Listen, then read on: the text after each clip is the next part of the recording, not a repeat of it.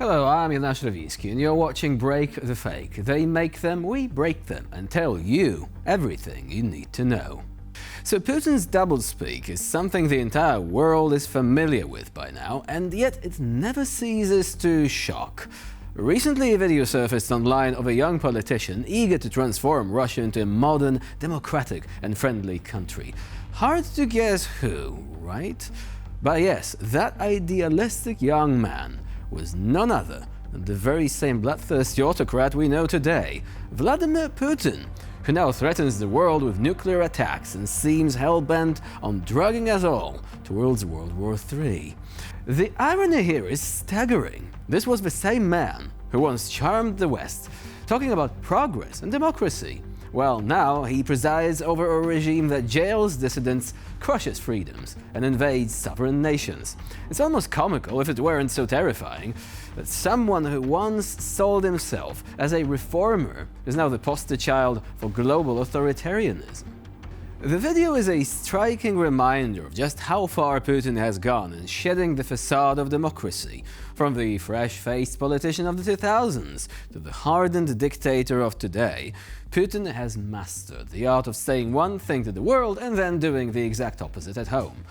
Back then he spoke of bringing Russia into the fold of civilized nations. Now he is content to drive it deeper and deeper into international isolation while waving the nuclear card like it is a trump card in a poker game. Pun not intended. Or perhaps it was intended, well, who knows. Anyway, here's the video.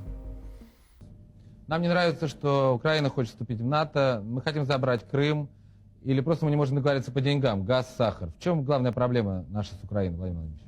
Во-первых, мы не хотим забрать Крым. Это абсолютная глупость. Спасибо. Если мы начнем что-нибудь забирать у кого-нибудь, то обязательно у нас чего-нибудь у самих отнимут, или мы что-нибудь потеряем. Во всяком случае, мы начнем такой передел на пространствах бывшего Советского Союза, от которого не сможем оправиться никогда. Нас поддерживает очень Да, я Украина. слышу. У нас на территории Российской Федерации только 400 спорных территорий. 400. Я хочу, чтобы все об этом знали. Вот это во-первых. Во-вторых, сахар, газ – это все-таки второе. Третье, значит, поле какое-то, на котором можно поспорить. Но поспорить не более того. Главной проблемой, на мой взгляд, является тяжелое имперское наследие России. Все почему-то считают, что Россия осталась империей. А вот сейчас те, кто аплодирует, пусть меня послушают там внимательно. Все считают, что Россия осталась империей и относятся к ней как к империи до сих пор. А это совсем уже давно не так. It's almost as if the young Putin would have a hard time recognizing the man he's become, except, of course, for that burning desire for power. That, it seems, was there all along. Now, though, instead of democratic dreams, he peddles fear, control, and, let's face it, chaos. Now, Germany appears to have put the brakes on its military aid to Ukraine, according to Bild. The promised Leopard 2 tanks, Marder IFVs, and Panzerhaubitze 2000 howitzers have been delivered, but Berlin apparently has no plans for further arms transfers. And what about Ukraine's request for Taurus missiles to strike deep into Russian territory? Now, these seem to be falling on deaf ears. The German Defense Ministry reportedly doesn't believe Ukraine can mount a successful counteroffensive anytime soon, pointing to the much slower than expected summer offensive of 2023. Even the Allies were quietly unimpressed by the sluggish progress, apparently. Now, while Viktor Orban, the Prime Minister of Hungary, has long been seen as the pro-Russian loudmouth in the European Union, he has recently found himself with some competition. Enter Slovakia's new Prime Minister Robert Fico.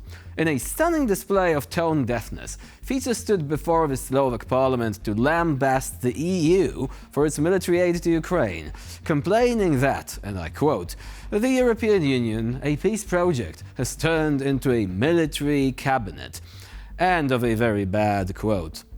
He added, also, with all the tact of a Russian propagandist, that it is a shame that all the EU seems to talk about is, and I quote once again, ammunition and missiles for Ukraine, or how many Russians need to be killed. End of quote. Charming, really. Fico, clearly warming up for a full PR campaign in Moscow, announced his plans to attend next year's Victory Day parade in the Russian capital, Yes, that's the same parade that celebrates Russia's triumph in World War II, with the obvious subtext of supporting Russia's imperial ambitions today. According to Fico, he is a staunch advocate of restoring relations with the Russian Federation and sees no problem in cozying up to a regime that currently is committing war crimes in Ukraine every single day, pretty much. He also suggested that we should stop comparing Russia to the Soviet Union, or for that matter, Nazi Germany. You know, because that's apparently a bridge too far for this pro-Moscow politician. And then there is his breathtaking stance on Bucha, where over 400 unarmed Ukrainian civilians were slaughtered by Russian forces. Fico dismissed the horrific massacre, saying, and I quote, "We don't have enough evidence to convict anyone." End of quote. And yeah, this is probably the worst quote that we have today. All this is despite the United Nations' own investigators confirming the systematic killing of civilians by Russian troops, and major media outlets such as Bellingcat, the New York Times, and the BBC thoroughly debunking Russia's denials with testimony from survivors and damning evidence from satellite imagery. Fico's comments are not just a slap in the face for Ukraine and for the victims of the massacre, but also a chilling reminder of how Russian influence continues to infiltrate European politics, even as Moscow wages war. The man now leading Slovakia is clearly willing to turn a blind eye to war crimes for the sake of ideological alignment with the Kremlin. And while Europe tries to hold the line against Russian aggression, Fico and his ilk seem determined to drag the continent backwards into the embrace of authoritarianism. As the world begins to slowly turn away from Ukraine, Russia seems to be gaining some new, albeit unsavory, allies. Enter North Korea, a regime that somehow manages to make Putin's Russia look like a beacon of democracy in comparison. But hey, on the battlefield, every gun counts. And when that gun is wielded by a brainwashed fanatic raised in a totalitarian state, it is worth the weight in gold, at least in the Kremlin's eyes. So, it is official. The unholy alliance between Russia and North Korea is now in full swing. Reports are already surfacing of North Korean soldiers dying under Ukrainian artillery fire. The big question is, when will the next batch of Kim Jong-un's troops meet the same fate? For now, Pyongyang is gearing up for what seems to be a multi-front war. North Korea's state media claims that nearly 1.5 million young people have either volunteered for military service or requested to re-enlist. And all this in just 2 days. Naturally, the North Korean media is pointing fingers at South Korea, accusing them of provoking tensions. Pyongyang's propaganda tube, the KCNA, dramatically declared, and I quote, "If war breaks out, the Republic of Korea will be wiped off the map. Since they crave war, we are ready to end their existence." End of quote. How about my North Korean impression, by the way? Yeah, I know I still have to work on the tone and all that. I promise to become better at this, but anyway.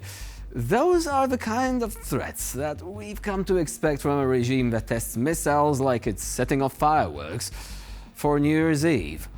Of course, North Korea being North Korea, they have already made some tactical moves by successfully bombing their own roads and their own railways.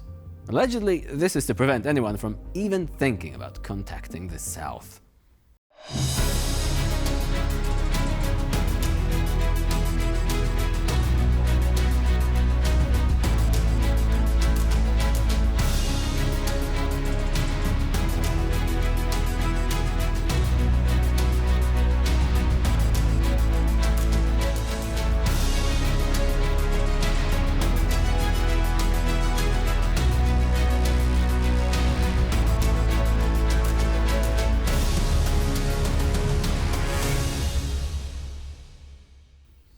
Brilliant, right? Because who needs infrastructure when you've got nukes and propaganda posters?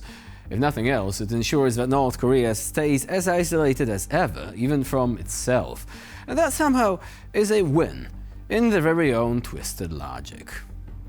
And with this glance at Rocket Man's isolated state, we end this episode of Break the Fake. Please stay with us here on TVP World for more latest news and updates.